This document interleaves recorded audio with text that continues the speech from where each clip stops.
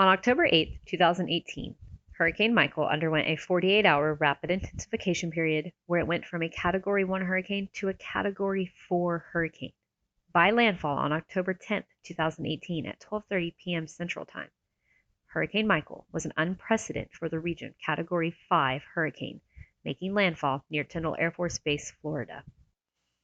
Hurricane Michael was the strongest hurricane in recorded history to make landfall on the Florida Panhandle. Landing with sustained winds of 161 miles per hour and a minimum pressure of 919 millibars, the storm was the fourth most powerful hurricane to hit the United States, spreading devastation far inland through many counties in northwestern Florida, from Bay County, Gulf County, Calhoun County, even through Jackson County and Leon County, where the state capital is located. Hurricane Michael was unique in that it maintained its major hurricane status all the way through the Florida-Georgia state line. As it entered Seminole County, Georgia, it was still a strong Category 3 hurricane. Across northwestern Florida and into the state of Georgia, Hurricane Michael was responsible for $25 billion in damages. These are the 31 voices of Hurricane Michael, representing the many unique experiences and perspectives of the community members who endured the storm and its impacts. Voices of hope, empathy, pain, lessons learned, grit, determination, and extensive insight into one of the most catastrophic hurricane seasons the Florida Panhandle has ever encountered.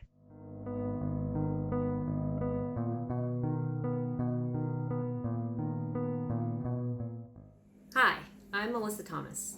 On October 10th, 2018, Hurricane Michael made landfall in my hometown of Bay County, Florida, as a Category 5 hurricane. It was the largest hurricane in recorded history to land on the Florida Panhandle, right smack dab over my childhood home on Cherry Street in Callaway, Florida. At the time, I was a student of meteorology at Florida State University. In October, it would have been my fall semester of my senior year. So I just had that remaining semester and one more semester to get through to attain graduation. The semester was not easy before the hurricane, but I'll get to that. I remember when the forecast started to become more clear that a storm was forming in the Yucatan Peninsula and may make its way towards our area, Tallahassee, Panama City, Apalachicola, Pensacola, the whole general vicinity at that point in time was fair game. And I still cringe thinking back on that with all of my Met pals and thinking we'll get another fall break, because every year leading up to Hurricane Michael, minor hurricane, Cat 1, I can't remember what category Hermine was, but it seemed like a hurricane every year leading up to that for 3 years in a row gave us a fall break for the college semester. Irma gave us a fall break the year before Hurricane Michael when it was shooting up the eastern side of Florida. Hermine, I believe I was not in Tallahassee for that, but the entire city of Tallahassee was out of power for a week, so that was pretty significant for Tallahassee. So when the storm's forming, we're thinking, another break, we'll get some more essays done, get some more homework done, which to be honest, I don't think I ever did any of the extra work I promised I would do on those extra breaks, those extra fall breaks, but regardless, I was still hoping to get one. And I still cringe thinking about that. Hindsight's always 20/20, and in retrospect, you don't know what you're wishing for. 48 hours leading up to landfall, of course, it's a tropical storm Sunday, Category 1 hurricane Monday, and over the next 48 hours turns into a Category 4 hurricane the morning of Wednesday, to eventually make landfall as a Category 5 hurricane later that afternoon. In that entire time, I've definitely become less excited. I've become more worried about my friends and family. My inbox is filled up with everyone reaching out, wanting the goods, the deets, the forecasts, and I was born for this. Right out the gate. That's what I wanted to be for my family and my friends and my community. And so, trial by Hurricane Michael, I did that, and as to the best of my abilities, School became the farthest thing from my mind and wouldn't really come to the forefront of my mind for a couple of weeks. The night of the hurricane, I don't think I slept. My inbox stayed full with friends and family reaching out till very, very early in the morning. I may have fallen asleep by 5 a.m. I'd already known that it was going to be making landfall as a Category 4, and I knew a lot of my people were going to be waking up terrified by that because they had gone to bed at it's going to make a landfall as a 3, which for Floridians, we seem to be cool with that, which that's a subject for another day. But went to bed 3 comfortable. I knew they were going to wake up horrified at the 4, possibly 5. And so I got some sleep, and then later in the morning, landfall is imminent. Bay County is in the target zone. It is coming for my home. And I remember being in Tallahassee with my puppy at the time, now weather pup Tornado, my brother, his girlfriend. We were in our apartment. We had made all our necessary preparations for what would still be a pretty big storm rolling to the west of Tallahassee. And watching the radar all morning as it neared Bay County and landfall. And then it made landfall over my childhood home. The eye wall went right over where I could see on the radar what was where I grew up, the home I'd grown up in. And actually, a little bit of backstory on me and eye walls of hurricanes. I was living with my family in Okinawa, Japan, many, many, many moons ago, and the eye wall of a hurricane actually went over, I believe it was Typhoon Kirk, went over Okinawa. And there's a picture out there, I'll try and find it, of the little island, and there's the eye, and I mean, it's a big eye, thankfully, so it wasn't like a small eye like Michael, tight and atrocious, but a huge typhoon nonetheless. So eyeballs, this is the second eye wall that has gone over where I considered home, a childhood home.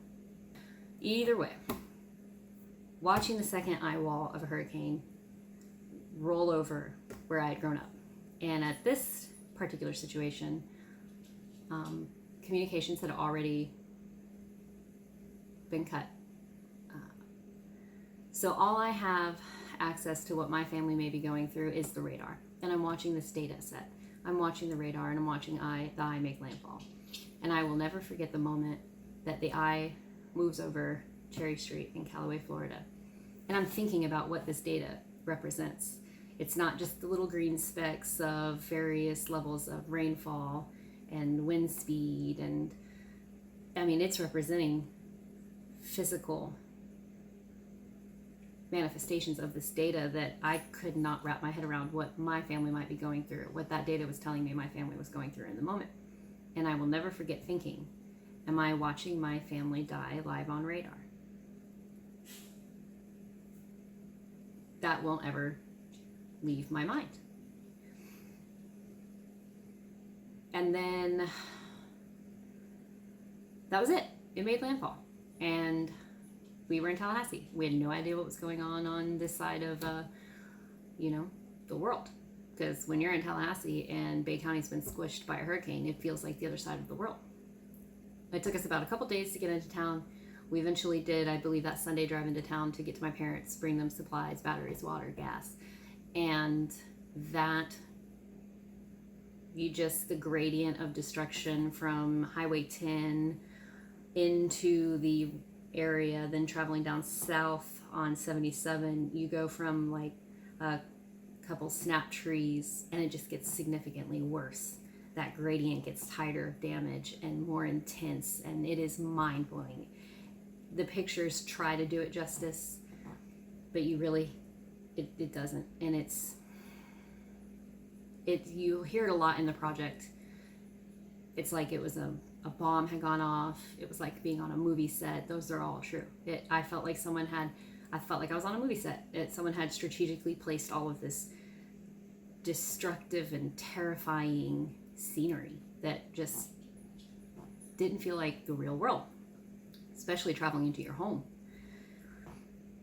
And then I went back to school, and it was not easy.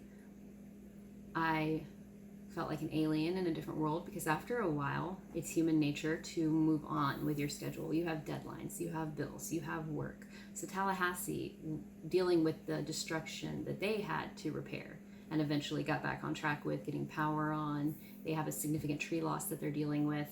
But in essence, they were able to get back to daily life really quickly. And that was very hard for me to witness.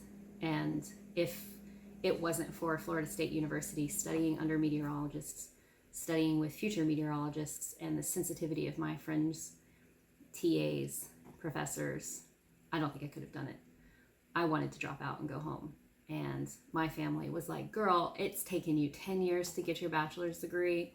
We've got this. You need to finish your program. You need to study and you need to graduate. And then I felt like that's the only thing I could do. There was no way in my imagination could I see myself coming home without that degree after an event like this. I wanted to come home to Bay County as a meteorologist post Hurricane Michael. That was the only way that was going down. And I was only very, very, very barely able to do it with the support of Florida State University. So major shout out. And I will never ever stop to my last breath sharing my gratefulness and gratitude for what FSU and Seminole Nation means to me.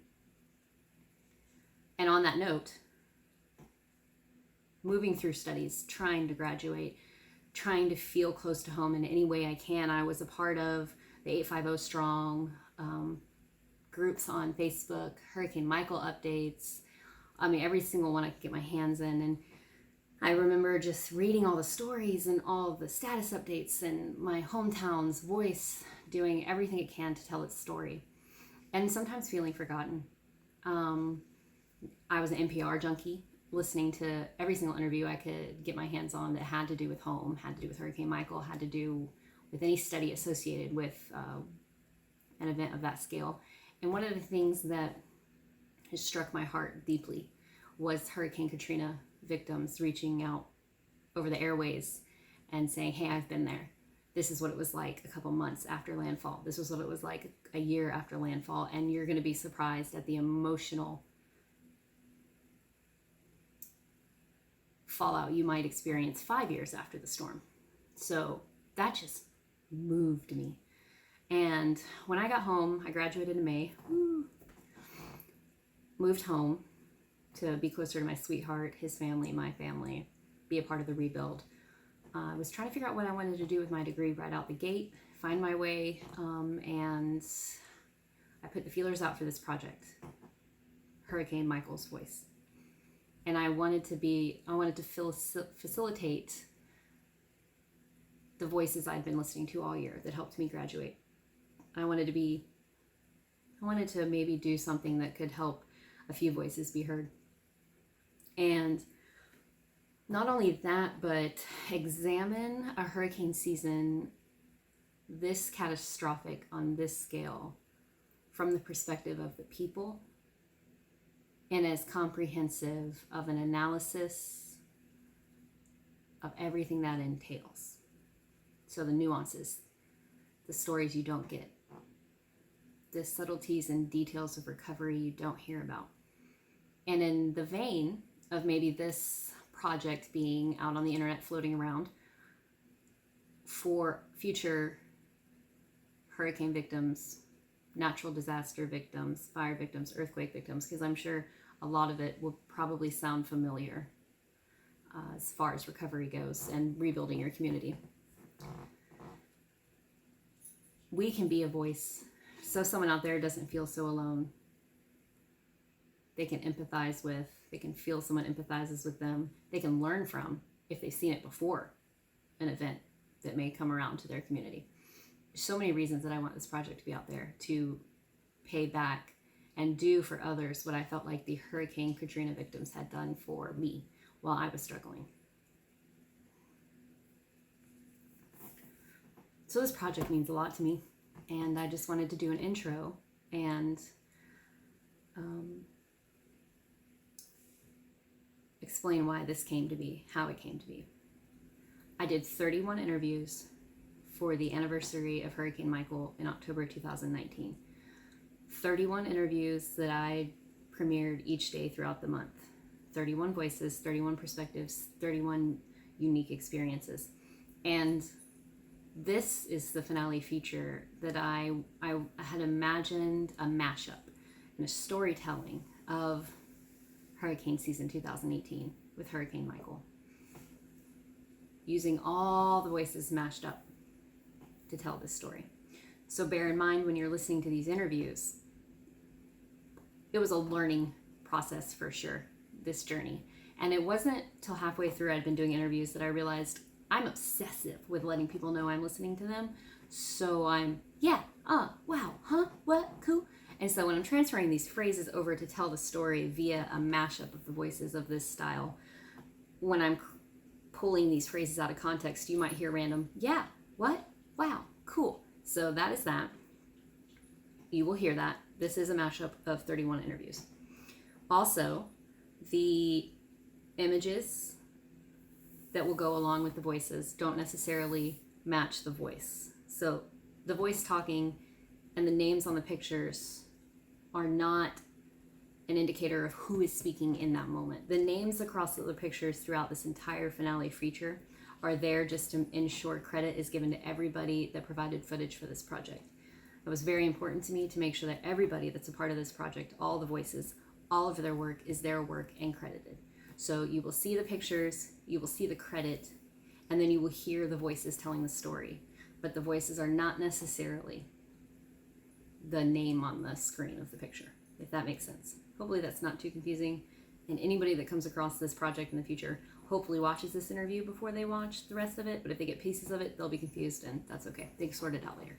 But it's an interesting project. I know this is kind of unique and slightly confusing, but this whole process has been, this whole hurricane recovery and hurricane event has been kind of confusing. So it's just status quo. But thank you for taking the time to watch this interview. Thank you for taking the time to watch this finale feature of Hurricane Michael's voice and explore hurricane season 2018 and Hurricane Michael's landfall with all of us through this project. And you can see each interview in its entirety on my Facebook page, facebook.com/ThomasMelissaWX/. And I will also be making a Hurricane Michael's Voice playlist on YouTube so that you can access each of the individual interviews in their entirety and also access this entire finale feature at a later date. Thank you so much. I'm meteorologist Melissa Thomas, and allow me to introduce you to the voices of Hurricane Michael's voice.